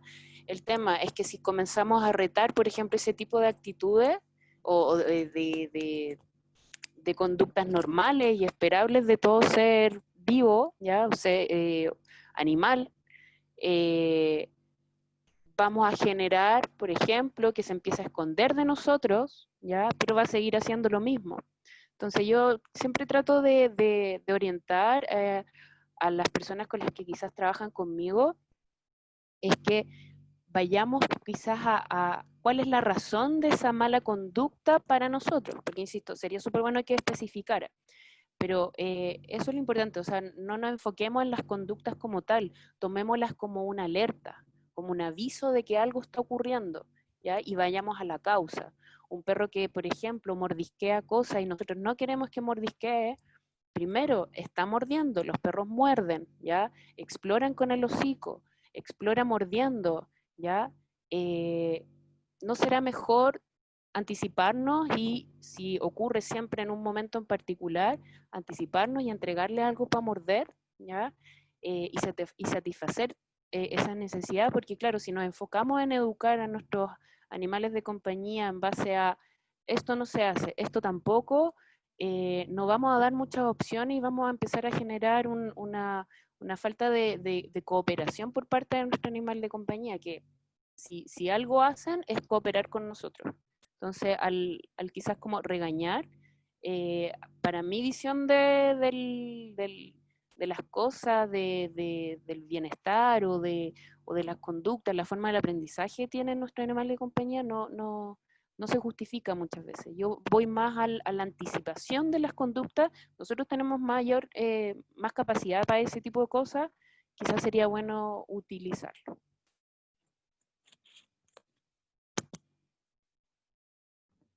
Ya, muchas gracias Camila por la respuesta. Carolina Villanueva nos dice, hola, tengo una pregunta con respecto al punto en que hay que asegurar las necesidades biológicas de las mascotas. Sin embargo, en la situación actual, en el contexto de la cuarentena total, se están vulnerando los derechos de muchas mascotas. En el caso de personas que viven en departamentos o lugares pequeños de manera forzada.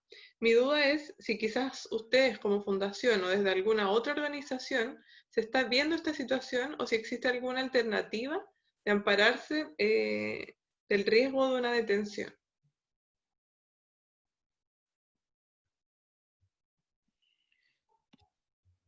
Mira, interesante, pero nosotros como fundación interpusimos un recurso de protección en el principio de la pandemia respecto al tema de poder sacar a nuestros animales. Pero claramente, o sea, debo serle sincero, no fue muy bien porque esta limitante de poder tener ciertos permisos en horario era netamente por un tema sanitario. Y por lo tanto, en tiempos de pandemia, en donde muchos de nuestros derechos, los de todos, han sido limitados en pos de la salud pública, claramente se hace complejo ya el poder mantener estas, ¿cómo decirlo? Estas necesidades propias de nuestros animales. Es complejísimo, estamos en un periodo que no haya pasado en 100 años y que nos toma en una sociedad que está absolutamente cambiada respecto a la situación y por lo tanto, claro, uno parece que están vulnerando los derechos de las mascotas, pero el tema aquí, yo creo que la palabra no sé si es vulnerar, sino que en todos casos eh, la limitante de los derechos es para todos, no es solamente para algunos, no es como que los que estén en cierta parte del país tienen más derechos, no, la limitante es para todos y es en pos de un bien de la salud pública. si bien nosotros interpusimos un recurso para poder permitir el tema de los paseos, para poder lograr una mayor protección de las mascotas, de los animales no humanos, no fue tan bien porque finalmente el tema de la pandemia cambia el, el acento respecto a los derechos y es un poco complejo. Y con respecto al tema de si podemos ayudarlo respecto del tema de la detención, claramente, pues si los detienen nos llaman a nosotros inmediatamente y vemos lo que podemos hacer.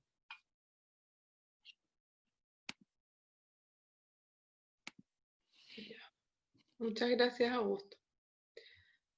Em, Catalina Braniff nos pregunta, ¿la municipalidad tiene la obligación de hacerse cargo de los callejeros? Asumo que perros callejeros. ¿Qué sucede si hay matanzas masivas? Espérate, pero la pregunta es, ¿quién hace la matanza masiva en ese caso? Porque ya, ahí claramente estamos entrando al módulo 4 que es delito de maltrato animal. Pero tú dices, si la municipalidad hace la matanza, en Claro, ese ya caso no, no está lo absolutamente especifica. prohibida la eutanasia por parte de la, ¿cómo se llama? La ley ha señalado que la eutanasia está como método de control de la población animal, está absolutamente prohibida, ya no se puede utilizar. Eh, y claramente el tema netamente, igual sería interesante un poco también desde el punto de vista, Camila, el tema de por qué la eutanasia nunca ha sido la respuesta al control de la población animal. Pero si ustedes llegan a verificar una situación así, que fuera un personal municipal, por ejemplo, matando animales, primero la denuncia en Contraloría cae de cajón, ya, inmediatamente. Y ahí podemos ir viendo, pero les voy a insistir, el tema del maltrato animal, recuerden que lo vamos a ver en un módulo aparte para no tener que ampliarme a materias que van a ver, o sea, a conversar sobre materias que no han visto todavía respecto a nosotros.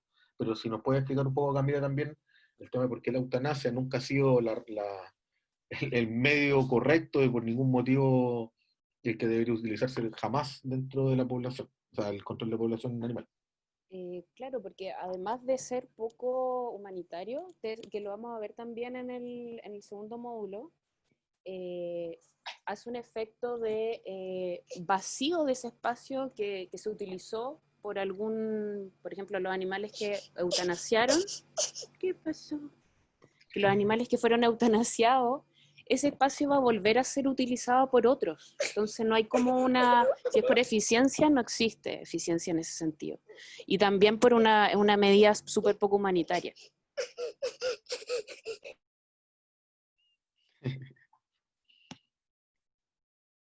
Ya. Muchas gracias a ambos por la respuesta. Em, bueno, las demás preguntas estoy viendo que son casi todas de maltrato animal, de denuncia de maltrato animal, y a algunas personas les he ido respondiendo de forma privada, que eso lo vamos a ver en el módulo 4, pero lo aprovecho de decir aquí para todos, porque veo que son muchas preguntas de maltrato animal.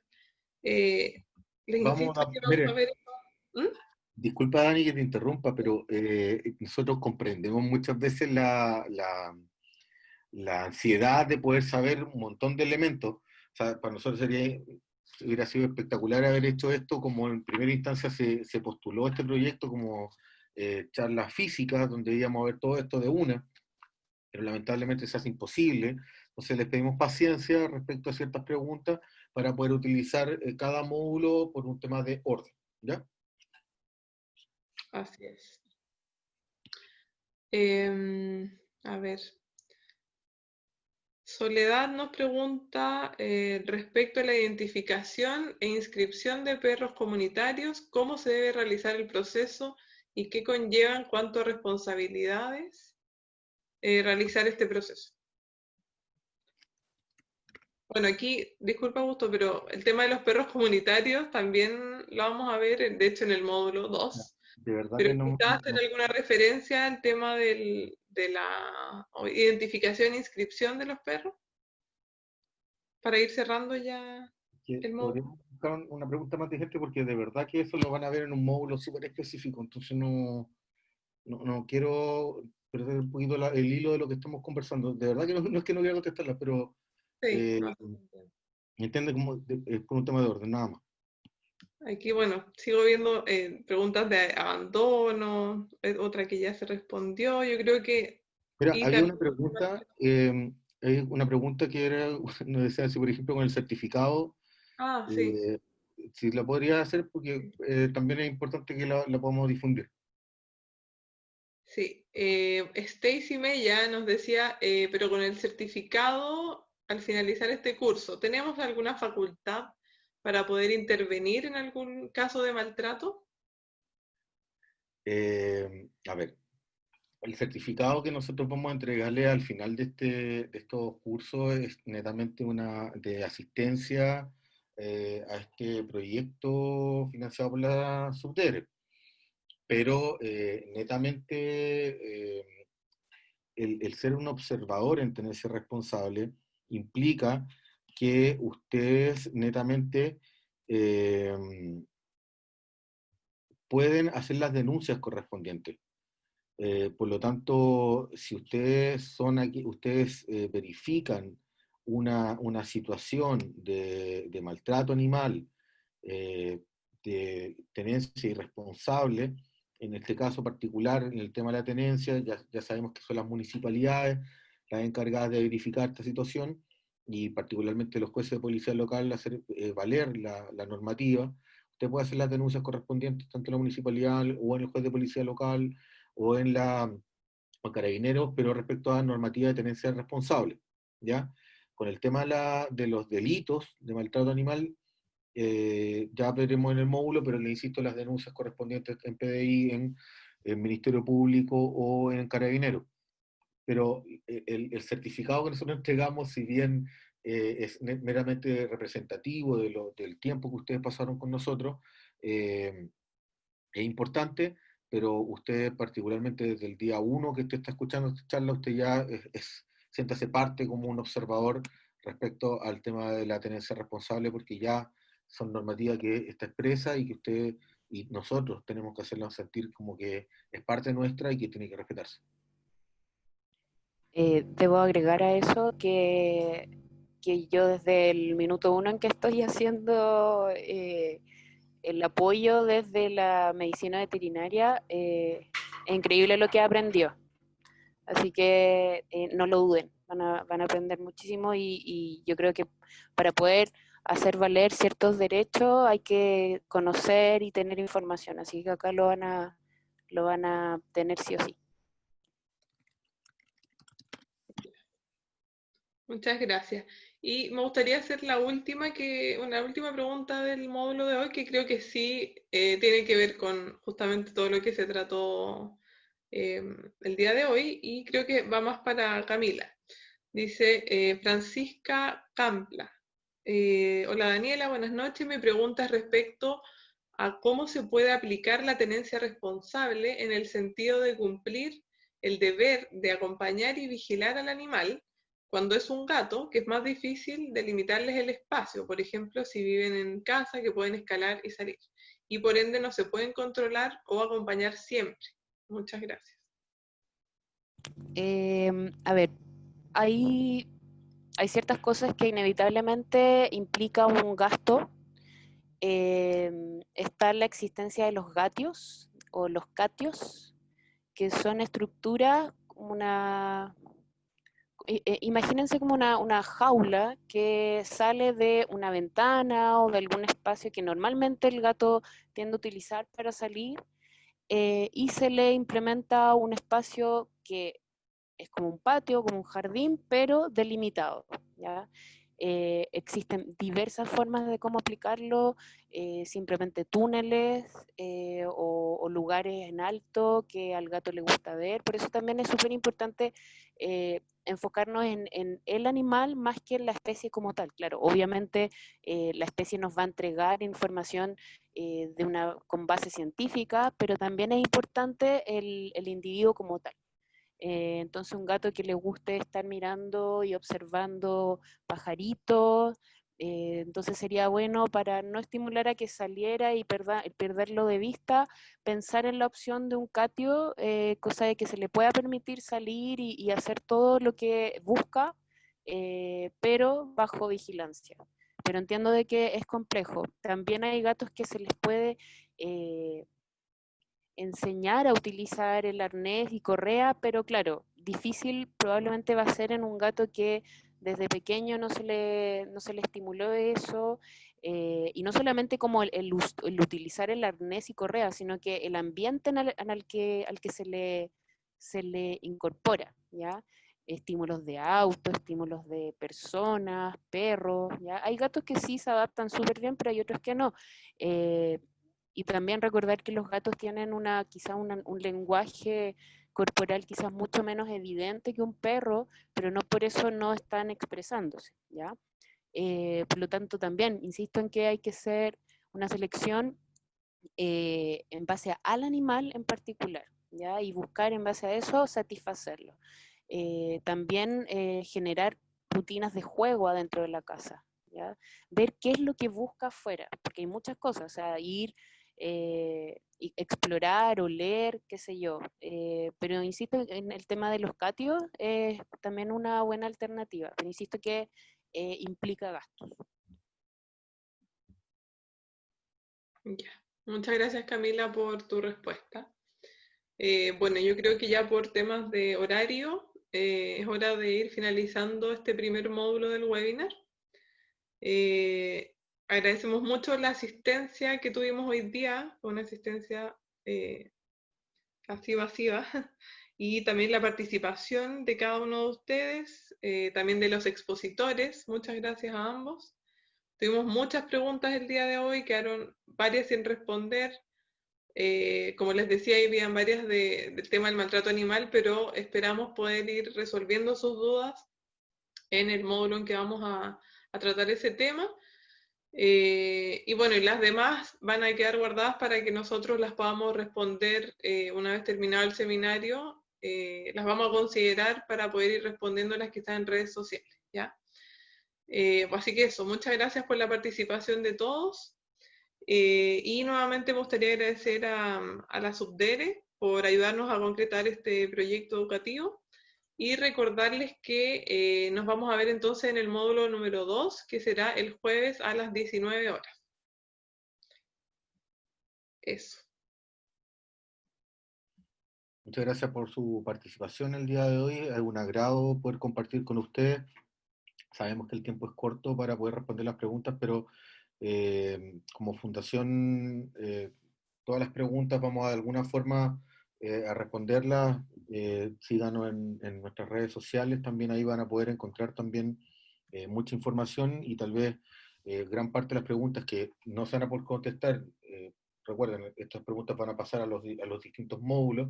Se van a poder contestar tal vez en las historias de Instagram o en Facebook. Ahí vamos a buscar la forma de poder ir respondiendo a una tarea bastante grande que nos queda, pero siempre necesariamente por entregar una justicia sin distinción de especie, que finalmente nuestro mantra, nuestro eslogan, nuestra forma de vida como fundación. Así que por mi parte les agradezco mucho su participación, espero que les haya gustado y que puedan continuar para los siguientes módulos. Eso. Gracias por la asistencia y cualquier duda, comuníquense con Fundación APLA, y si necesitan alguna información personal en relación a la etología clínica, pueden contactarme en Etovet Chile en Instagram, ¿ya? O también solicitar la ayuda de asecvech.cl, que es la Asociación de Etología Clínica Veterinaria de Chile. Y ahí estamos varios de etólogos clínicos asociados. Súper. Bueno, damos por finalizado este módulo entonces. Que estén muy bien. Buenas noches.